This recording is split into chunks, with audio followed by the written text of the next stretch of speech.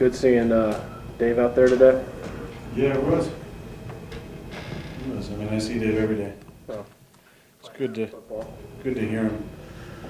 He couldn't keep his mouth shut today, which I guess is kind of normal, but it's good to have him out there in a helmet. Is there any truth to the report that you guys were almost crushed by the gates coming into the loading dock moments ago? I don't think almost. I think I may have tried to scare Dave a little bit with the nearness of the impending heavy gates coming down. But no, not really. No, never in any danger, I don't think. No more than the other day when we were crossing. Actually, I was by myself. Dave ditched me. I was coming back up and minding my traffic laws.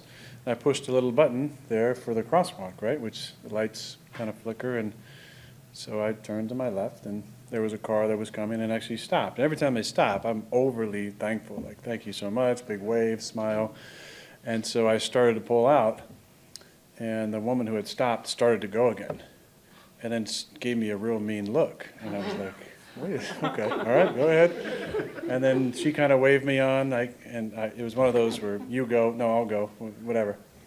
And then I started to go again, and then she started to go again as well. So we had this standoff. And I finally waved her through. And it was a nice, cordial smile and stuff, but I don't think she was having a great day. And she also might have been a little confused by what the lights and the crosswalk meant, because I thought her slowing down, hey, thank you so much, have a great day.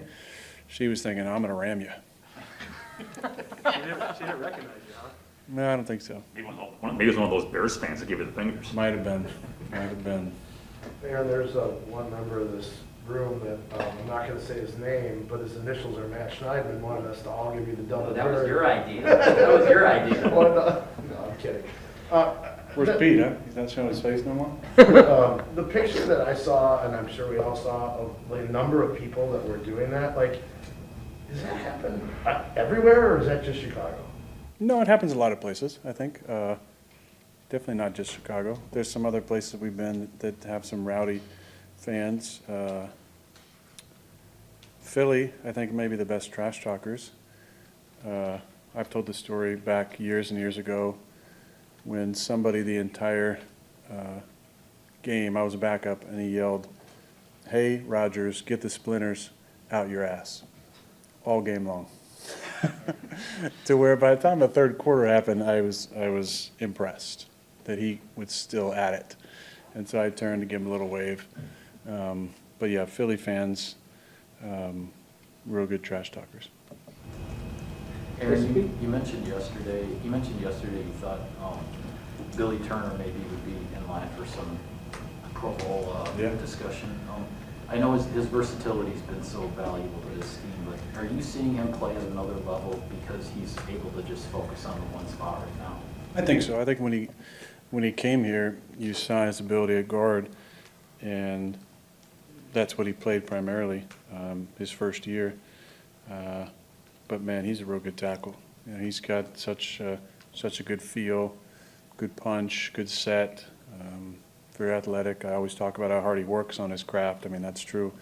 But I feel like in our offense, a lot of times, you know, myself and 33 and 17 and 69 when he's healthy get a lot of attention, kind of nationally. But I don't think Billy gets the attention that he deserves. I think he's had a really nice season so far. We've played a number of really good pass rushers on both sides, left side and right side, and I felt like he's played really, really well. Even the sack in the game, you know, that was probably on Royce. You know, that was a slide to his side. He has the outside edge of that rush. Probably should have been Royce filling that in there right there. I think Billy's played really, really well. I think he deserves the attention and the accolades that a guy who's playing, you know, Pro Bowl caliber football deserves. Is the deep ball working to your satisfaction, and if not, why do you think that is? 83's been hurt. That definitely is a big part of it. We haven't had a ton of that stuff in the plan. Also, we've seen a lot of cover two. So with 83 not playing and with him clouding Devontae a bunch, we just haven't had the same amount of opportunities. We're so used to you hitting every throw, obviously, with your accuracy. Do you feel like you're missing more of those over the course of these first 6 games than in the past?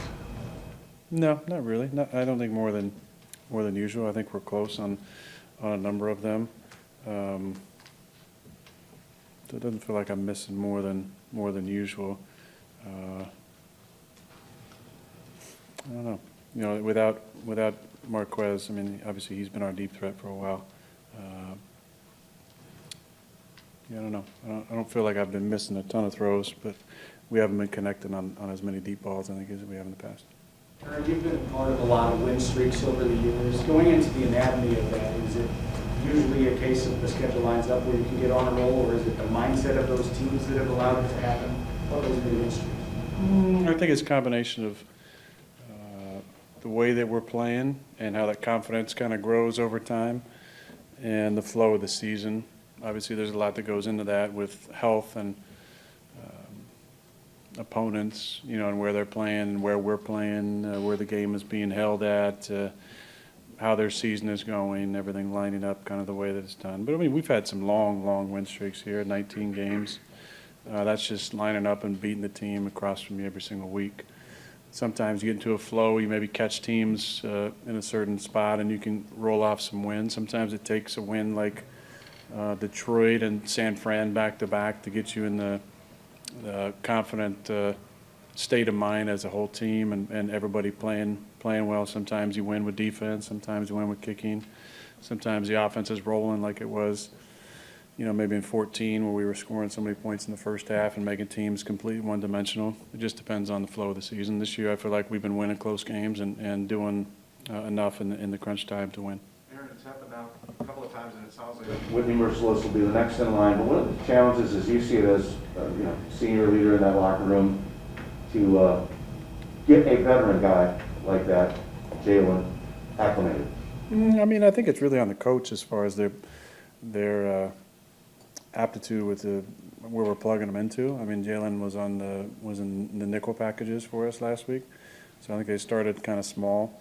But Whitney, you know, he's a pass rusher. So when it comes to pass rushing, you know, I think there's obviously some schematic stuff for him to figure out. But if we can get him, you know, 15 to 20 rushes at least in this first game, I think it'd be a big, you know, big plus for our squad. You know, as far as fitting in, you know, guys like that, they want to come to a winning team.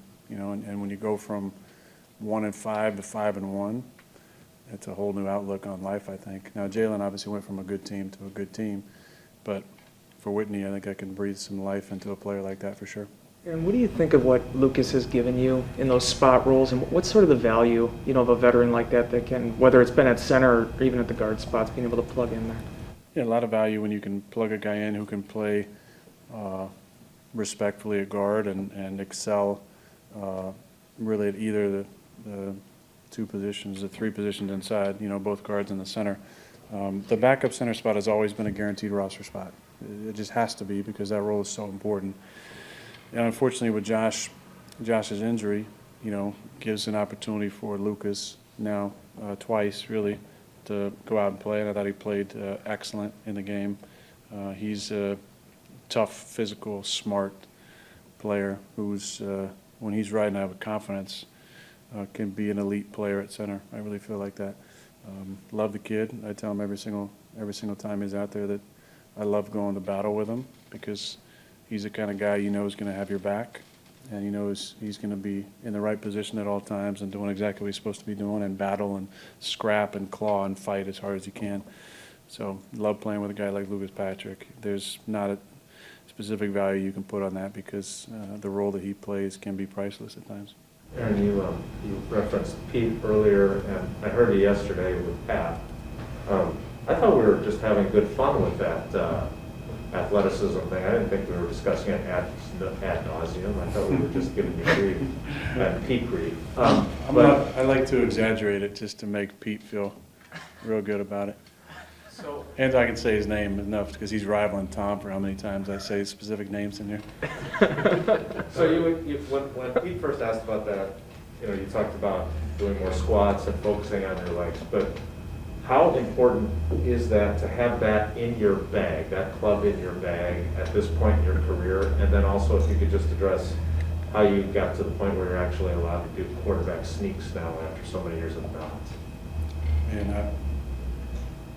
That one hurts my heart for sure, because I think it's been propagated and exaggerated by David Bakhtiari. He's been, I think, my biggest antagonist as far as people not believing in my ability to quarterback sneak.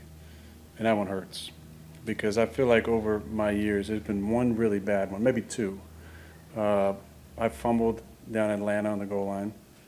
Big Cliff knocked out of my hands. I should have held on to it for sure, but Big Cliff's big old paw, I think, knocked it out.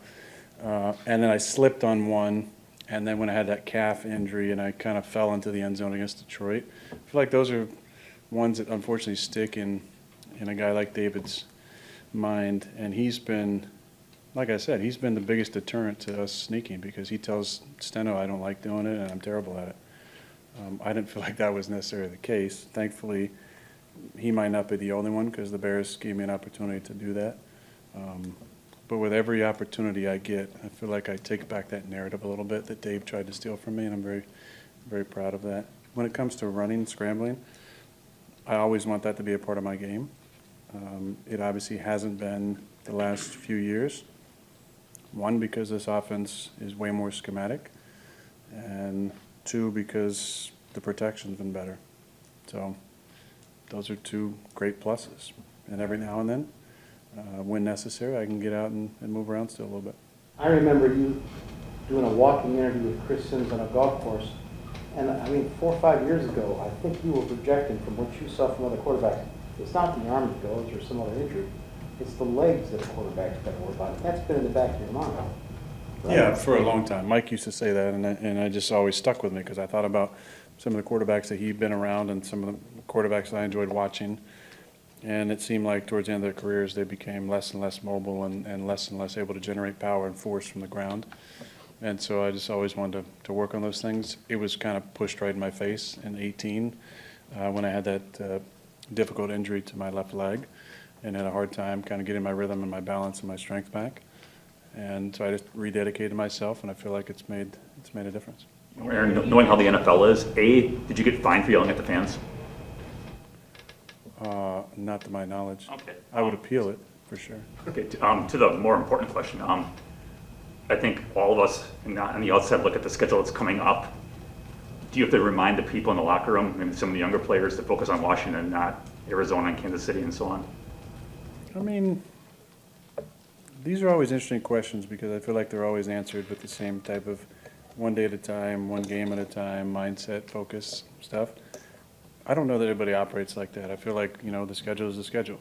We know who we have in front of us. I don't think anybody overlooks any opponents or looks past people. I think that there are games where you play well and games you don't play well. There are games where you give the media opportunities to talk about trap games or people looking ahead and different things based on your performance. But I don't really feel like there's a correlation between the mindset necessarily and the outcome sometimes. I know what's in front of us. I know what's after this game. A short week against an undefeated opponent, then a long week against Kansas City Chiefs, defending representative in the Super Bowl for the AFC. So, I mean, we know what's in front of us.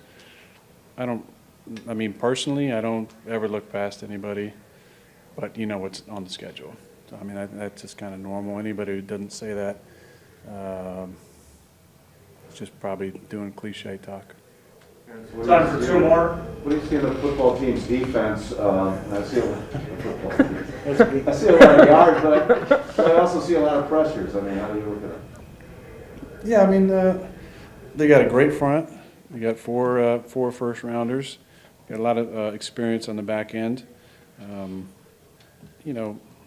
Numbers are interesting because you can use them to tell the exact story you want to tell.